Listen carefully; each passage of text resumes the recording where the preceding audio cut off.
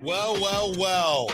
I know we said that top stories at the top of the hour are going to come up at 1 o'clock. Well, we have the newest top story. Dare I call it breaking news, Nate? When it breaks, we have it first. It's Sactown Sports Breaking News. We have breaking news. The Sacramento Kings are trading Jalen McDaniels and a second-round pick to the San Antonio Spurs. Sources tell ESPN. This is from Shams. Shams, 2 minutes ago, also says Spurs plan to waive McDaniels, sources said, while Kings open roster flexibility for a potential addition down the line. McDaniels has averaged 6.9 points and 3.3 rebounds over his first 5 NBA seasons.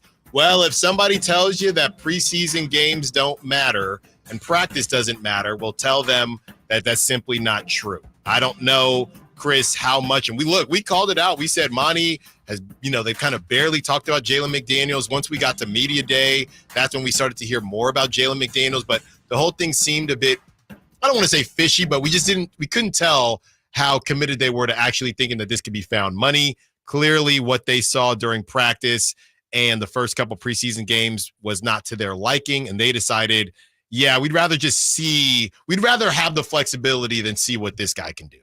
Yeah, and Frankie, our guy Frankie Cardicelli is also putting out the Kings now have 2 open roster spots, and McDaniels being traded opens up about $4.7 million on the cap sheet due to his salary. So who knows? I mean, it could be maybe some of those two-way guys they hope to convert to a full contract. It could just be maybe they see some free agents. We know that they had Jay Crowder was in the building, Nasir Little, tons of people, TJ Warren, he ended up getting signed, but they had a couple guys in for workouts throughout the summer, and maybe it is, hey, we got a good look at Jalen, it's just not working, it's not a fit, maybe he's a little bit more far gone in terms of shooting, or he's not as far along defensively as what they initially thought with his size. I like the fact that they move on early. There's no need to shoehorn him in, force feed him, because there was a real possibility that he was going to get opening night minutes, when the season started. And I do think that, this clearly states that he probably wasn't going to be in those kind of plans. And maybe this entire time has been, the Kings like to kick the tires on him, but they were never really, like you said, they were never really fully committed. We saw that video of Jalen McDaniels saying, I got traded to Sacramento. And then it was kind of quiet. He didn't have his intro press conference, I don't think at all, for Sacramento, or it took him a really long time to have it. And so it was just a really weird summer. And this definitely is a very interesting crescendo to it all. A weird ending, unceremonious ending for Jalen McDaniels here in Sacramento. And I think there's definitely going to be some people out there that are going to be upset that we had to throw in a second-round pick in order to shed his salary. I would tell you that that's just the price of business and nothing really to cry over. Mike Holmes on the Sac Chat. So who did we get? Nobody. Mike. Probably cash consideration. Cash. You got to get something back. Yeah, you got to get probably something. Going to be cash. But it's not a person. Probably not. It's not a person, place, or thing, or that thing is cash considerations. Chris, does this say anything to you about how? I mean, I guess he wasn't. Kevin Huerter and McDaniels weren't really going to play the same position. Does this say anything to you about maybe how soon Trey Lyles will be back, or do you think they're just thinking, look, we're just going to survive as long as we need to survive? No, I mean, Trey's supposed to be back relatively soon here. No, I wouldn't think this has anything to do with any of the other players except for Jalen McDaniels just not really being a fit. So, it's again, I'd prefer them, cut it out now than try and give it a go if they don't really believe it's going to work out. But I do also wonder, I mean, just to kind of put the tinfoil hat on, I wonder how much of this maybe has to do with them liking Isaac Jones. I think he's gotten a lot of minutes this preseason. Mm-hmm. He played in the first quarter of a couple of those home preseason games that we've seen. Or the first home preseason game against the Warriors. I wonder how much of this could potentially be the Kings really like what they see in Isaac Jones, and maybe he's somebody that they see possibly filling in at the 3-4 position, even though he played a lot of big man in college. Could maybe signal that, if anything, but I wouldn't think this has much to do with Trey, who I think they're hoping to have by the hopefully by the start of the season. Yeah, because I remember watching Isaac Jones when he first got signed, and then when he started playing with the Kings, I honestly, between Isaac Jones and Isaiah Crawford with the eyes and and you're at another Jones. It was a little confusing because then I thought Isaac Jones was a center, but they're playing him at a different position, like you said, Chris, and he's played pretty darn well. That's a position of need for the Kings. I'm just looking up here. Jalen McDaniels in that first game, he played 21 minutes. He had 4 rebounds and 6 assists. And in that second game, since you said he did not play yesterday, the second game, he only played 4 minutes and he had 1 rebound. I will also say here, Sean Cunningham, friend of the show, friend of the station, puts out that sources confirm that Jalen McDaniels to San Antonio, along with the second-round pick, is indeed true, but also throws in this little interesting nugget. He then wraps up the tweet by saying, the move opens up a roster spot and is a move that has been in the works and, quote, part 1 of something to come. That is from Sean Cunningham. I just want to Fox give 40. I just want to give us a pat on the back, really, because we don't, we're the flagship. We have interviews with these guys.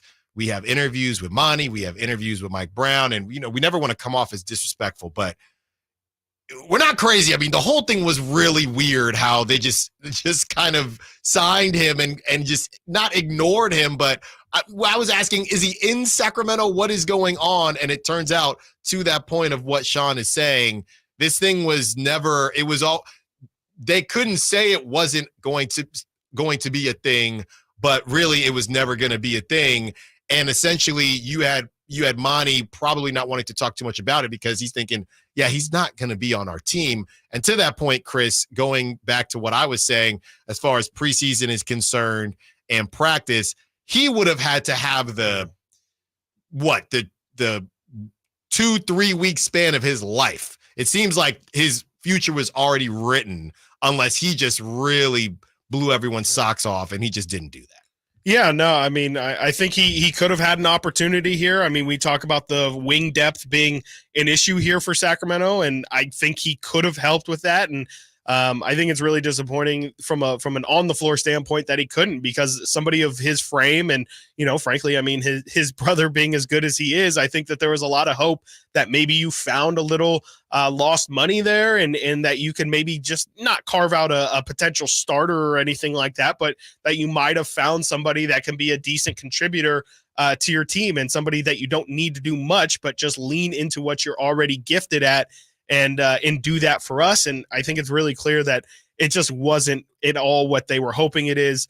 I also think this is an interesting note. I see this from Blake Murphy, who's a Blue Jays and Raptors analyst at Sportsnet. He says, so the Kings traded Davion Mitchell, the 45th pick, and a 25 Portland second for Jalen McDaniels, who they just attached with a second to get rid of, largely to get out of Sasha Vezenkov's money, which the Raptors bought out for $0.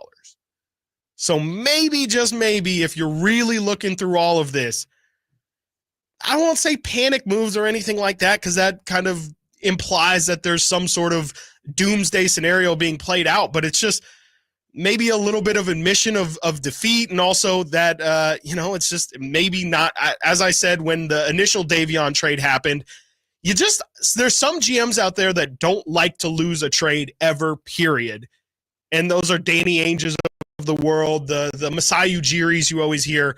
And I don't know if it's a positive or some could definitely take it as a big negative, but this Kings front office is just a little unafraid to admit defeat and aren't afraid to also attach picks in order to facilitate a deal getting done. I think there's a lot of teams out there that say, hold on, you're not gonna hold me hostage just because I want to do this.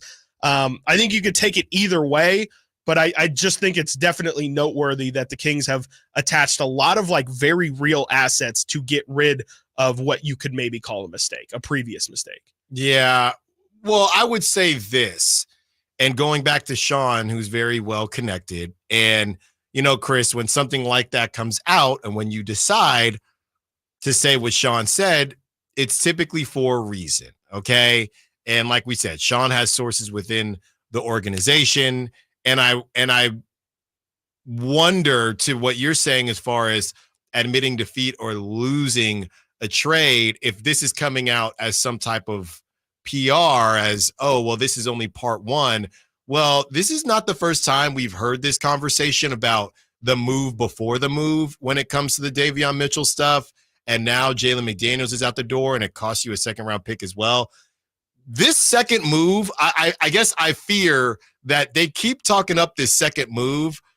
It better be a move because they keep on. I wouldn't expect that. But they keep on saying, well. This is the first time it's been reported. Last time it was just me saying there has to be something else following. Yeah. Sean wouldn't go out there and just report like that. I don't think that's Sean's thoughts. I think that is something I don't think he would go out with that if he didn't think that was something that's actually going to happen. But that's what I'm saying. Yeah. But I'm saying it better be something that is viewed as significant, is what I'm saying. Well, what would you view as significant? Because I don't think you're going to get. I guess I'd have to see it. Okay, I just wouldn't expect I wouldn't expect I'm not talking really Kyle big Kuzma name or something. No. I just something like, is Jay Crowder good enough for you? Like if they sign, if they had to do all this, but I don't think they'd have to do all this to get Jay Crowder. That's what I'm just trying to wonder what exact, because like to me that's the caliber of move that I'm expecting here, is that they're gonna just bring some veteran guy who's on a minimum and isn't maybe they're hoping to get end of rotation minutes out of. Let me ask you this though. Maybe a JTA. Are you thinking that when Sean said what he just said and saying this is part one, are you thinking that when he said part one, is that still connected to the initial Davion Sasha move? Or are you believing that this is something separate? No, he's talking about this move here. This specific move. Yes, this move here. Yeah. Okay, so yeah, maybe, yeah. Look, if it's for Jay Crowder and they had to do this to get Jay Crowder, I don't love it, but I do like Jay Crowder, and I've said I like Jay Crowder. It could be any of those guys. That's just an example because that's a name that we know he was in town, and maybe there was some interest in. But it could realistically be anybody on the free agent list. Yes, or they can make a trade too. They can maybe acquire somebody that's on the fringe of somebody else's. But this is what I'm saying. So Farmer Bleezy 22 on Sack Chat is saying Cam Johnson. I'm saying that's not happening. Yeah, when you say part one and part two, people are going to start. Their eyes are going to get real big. So I'm saying they shouldn't get too big. Yeah. Don't get too big. So Jalen McDaniels, thank you for your time. Thank you for being on the show. Yes, okay. I'm wishing you the best in your. We'll never forget it. Yeah, never forget it. Wishing you the best in your career. I know he's probably, he's very close with his brother in Minnesota. They're probably having conversations there. We wish you the best besides when the Spurs play the Kings, and we move on from there. All right. We'll get to top stories on the other side, and we might condense it based on what we think is the most important. But if you have anything to say about what the Kings just did, 916-339-1140, moving on from Jalen McDaniels to open up a roster spot, cost him Jalen McDaniels and a second-round pick. Are you worried? Well, you shouldn't be. Stiles Watkins, Sactown Sports. Quest for